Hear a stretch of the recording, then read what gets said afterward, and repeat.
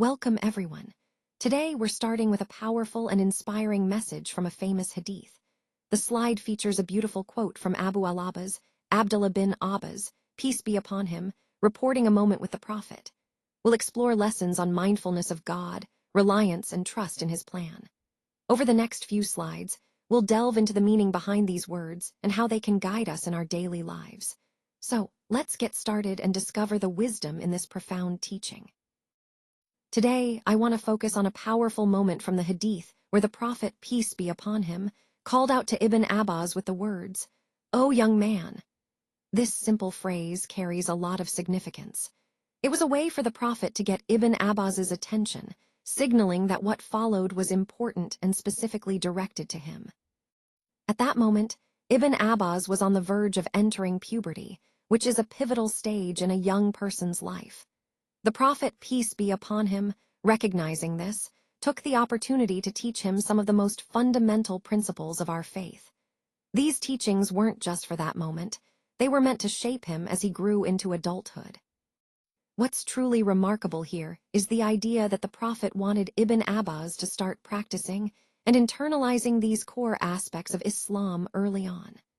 This early grounding would help him develop a strong attachment to these principles, making them a natural part of his life. By the time Ibn Abbas became a man, he would already understand his purpose in this world and how to navigate his responsibilities. This highlights a key message for us. Nurturing and teaching foundational values early on can set the stage for a meaningful and purpose-driven life. So, when we hear, "O young man," we should see it as a reminder of the importance of guiding and educating our youth early, so they grow up with a clear understanding of their faith and purpose. In this slide, we see an important moment where the Prophet, peace be upon him, offers to teach Ibn Abbas a few words of advice. The Arabic wording suggests that these will be just a few statements, not many, which is quite significant. It implies that these teachings will be simple, easy to listen to, memorize, and most importantly, beneficial. The Prophet, peace be upon him, even reassures Ibn Abbas that Allah will benefit him through these words. This introduction is really key because it helps Ibn Abbas feel at ease. He knows it won't be something overwhelming or lengthy. Instead, it's manageable and focused on quality over quantity. The phrase, "I shall teach you some words of advice," highlights the importance of concise, impactful guidance. As we connect this to the overall theme of continuous learning, remember that even small, simple pieces of knowledge can have profound effects. The Prophet's approach reminds us that effective learning isn't about how much we learn at once, but about the sincerity and benefit of what we do learn. Let's take a moment to understand the key message here. The word "ifad," which is often translated as "be mindful of Allah," actually has a deeper meaning. It's similar to the idea of guarding or preserving something valuable. In this context, it means to be vigilant in our relationship with Allah. When we hear "be mindful of Allah," it's not just about thinking of him occasionally. It's about truly respecting his limits, acknowledging his rights, and following what he has commanded. It involves actively implementing his guidance in our daily lives and avoiding what he has forbidden. So the core idea is about conscious awareness and active obedience. It's about aligning ourselves with Allah's instructions, understanding that this mindfulness is a form of preservation, protecting our faith and our character. This concept ties back to the overall theme of the presentation, which is about developing a closer, more mindful relationship with Allah through consistent effort and awareness. When we protect and uphold the rights that Allah has upon us, Allah, in turn, promises to protect us. This creates a beautiful cycle where good deeds and sincere efforts are met with divine protection. The key idea here is that the reward for a deed often mirrors the nature of that deed. So, if we protect Allah's rights, He will protect us in return. We see this concept echoed throughout the Quran with numerous examples. But there's an even more significant form of protection that Allah grants us, and that's protection of our religion. This means Allah guards our faith from being corrupted by misconceptions, lies, heresies, and forbidden desires. It's a continuous protection that lasts until our death. And this is crucial because dying in the state of Islam is the most important safeguard we can have. While suffering in this world can be tough at times, having this divine protection of our religion is far more valuable. Without it, we risk losing everything in the hereafter. Remember, Allah's promise to protect you is not just about worldly safety, but about safeguarding your eternal soul and faith. Let's take a closer look at this powerful statement from the slide. The phrase, copyright 2026 by continuous learning development, actually emphasizes what we discussed earlier, but it also offers a new perspective on the effects of being mindful of Allah. What this really means is that when a person fulfills Allah's rights upon them, meaning they sincerely follow His guidance and commands, Allah will be with them in every aspect of their life. This isn't just a vague presence, it translates into support, protection, guidance, and strength.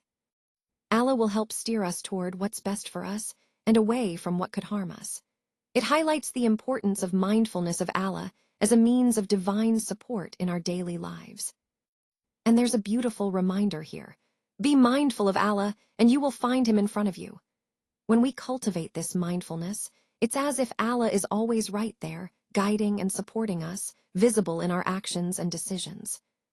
So this connects directly to our overall theme, how developing awareness and mindfulness of Allah can truly transform our lives, making us more supported, protected, and guided in every step we take. This slide emphasizes an important aspect of our faith, knowing who to turn to in times of need. The message is clear. We should ask only of Allah and not seek help from His creation. The Quran guides us in this, instructing us to turn directly to Allah for our needs. The key point here is recognizing that Allah alone has the power to truly fulfill our needs. Even if other people help us, it is Allah who ultimately grants us what we seek. This understanding should guide our attitude, trust, and reliance on Allah above all else. It's also important to remember that we shouldn't become overly dependent on others. Instead, we should strive to work hard ourselves, doing our best with Allah's help. When we need assistance, our focus should be on asking Allah, believing that He is the true source of all provision and support. As the saying goes, if you ask, ask of Allah. This reminds us that Allah is the only one who can truly grant our requests, and our reliance should be on Him, not on any other creation. This mindset keeps our faith strong and aligns our actions with the core principles of Islam. Now, as we've seen earlier, it is actually best for a human not to ask any other human for anything. Instead, the ideal approach is to turn to Allah and ask only from Him. This is a practice that some of the companions of the Prophet, peace be upon him, pledged to follow. However, in real life, people often find themselves in situations where they need to seek assistance from others. So, it's important to understand that there are two types of asking from other humans. One type of asking is completely forbidden, and we should avoid it at all costs. The other type, while not outright forbidden, is still better avoided if possible. This brings us to a key point. Asking from others can be categorized into two types, and understanding this helps us stay mindful of our actions and intentions. Throughout this presentation, we'll see how recognizing these distinctions connects to our overall goal of maintaining sincerity and reliance on Allah alone. Today, I want to emphasize a very important point about what is completely forbidden in our faith. Asking another human being for something that is beyond their ability, or what only Allah has control over, is strictly prohibited. This can sometimes resemble shirk, which is associating partners with Allah, particularly when it involves matters that are unique to Him. For example, seeking guidance from someone in a way that places faith in them rather than in Allah is problematic. Similarly, asking others for knowledge of the unseen or future events is also not permissible. These are matters that only Allah knows and controls. Another key point is that praying to people who have passed away, who are in their graves, is not allowed either. They cannot hear our prayers, nor can they respond. So we should always direct our worship, supplication, and reliance solely to Allah. Now, when we talk about asking from others, it's important to remember there are two types. But the main takeaway here is that asking for help or guidance beyond what Allah permits can lead us down a dangerous path of shirk. This ties back to our overall goal of maintaining pure monotheism and understanding the limits of human ability versus divine authority. Let's take a moment to reflect on the guidance of the Prophet, peace be upon him. He showed us that when we face challenges or need help, our first and most important step is to turn to Allah. There are many things in life that we simply cannot accomplish on our own. We need divine assistance. This is a fundamental point. If we seek help or rely on anything or anyone other than Allah, we are missing the core principle of trust in Him. Remember, without Allah's help and His permission, our efforts can fall short, no matter how hard we try. So the key message here is to always turn to Allah first. Truly, there is no one else we can rely on in the same way. As the saying goes, if you seek help in Allah. This reminds us that reliance on Allah is the foundation of true success and peace. Connecting this to our overall theme, it emphasizes the importance of faith and trust in divine support in every aspect of our lives and our journey of continuous learning and growth. Let's take a moment to reflect on this important message. The slide quotes a verse from Al-Ma'idah, which says, "Help you one another in piety and righteousness." This is a direct command from Allah to all Muslims, emphasizing the importance of supporting each other in acts of goodness and righteousness. We also see that the Prophet, peace be upon him, himself sought help from others during his lifetime. This is a key point because it shows us that seeking assistance from fellow humans is not forbidden in Islam. However, it's important to understand the context. The help we seek should be related to matters that humans can typically perform, not beyond their capacity or divine permission. So does this mean it's not allowed to ask for help? Not at all. What it highlights is that seeking help is permissible and even encouraged, as long as it's for appropriate, manageable matters. This aligns with the broader theme of cooperation and mutual support in our faith. In essence, helping each other in righteousness is a fundamental principle, and seeking help from others is part of that. But always within the boundaries set by Islamic teachings, ensuring that our actions remain respectful and within our human capabilities. This statement from the Prophet, peace be upon him, really emphasizes a fundamental concept in our faith. It ties directly back to his earlier advice to Ibn Abbas, reminding us that nothing can truly harm or benefit us except by Allah's decree. So, if that's the case, why do we sometimes seek help from others? The answer is clear. Only Allah has true power over everything. Everything is in His hand and under His control. If He has decreed something beneficial for someone, it will happen, regardless of anything else. And if He has not decreed it, no matter how much effort we or others put in, it will not come about. That's why, in our reliance, we should turn solely to Allah. He is the only one we ask, the only one from whom we seek help. This ties into the overall message of trusting in Allah's divine plan and understanding that ultimate control belongs to Him. And as the Prophet, peace be upon him, said, "Know that if the nation were to gather together to benefit you," it reminds us that no collective effort can override Allah's will. So our trust and dependence should always be on Allah alone. Let's take a moment to understand the key point from this slide. The Prophet, peace be upon him, mentioned in another narration, "If all of the creation," instead of saying, "if the nation were to gather together." This subtle difference is very significant. It emphasizes that the power to harm or benefit anyone does not rest with people or nations alone, but ultimately it is under the will and permission of Allah. No one, whether individually or collectively, can cause harm or bring benefit without His approval. This highlights the concept of divine sovereignty, that everything happens by His decree. It connects to our overall theme by reminding us that ultimate control and power belong to Allah alone, and we should always turn to Him in trust and reliance. As we look at this slide, I want to highlight the core message from Ibn Rajah, which is that all of the Prophet's advice to Ibn Abbas centers around this key idea. It teaches us that a Muslim must truly understand that nothing in creation can harm them without Allah's permission.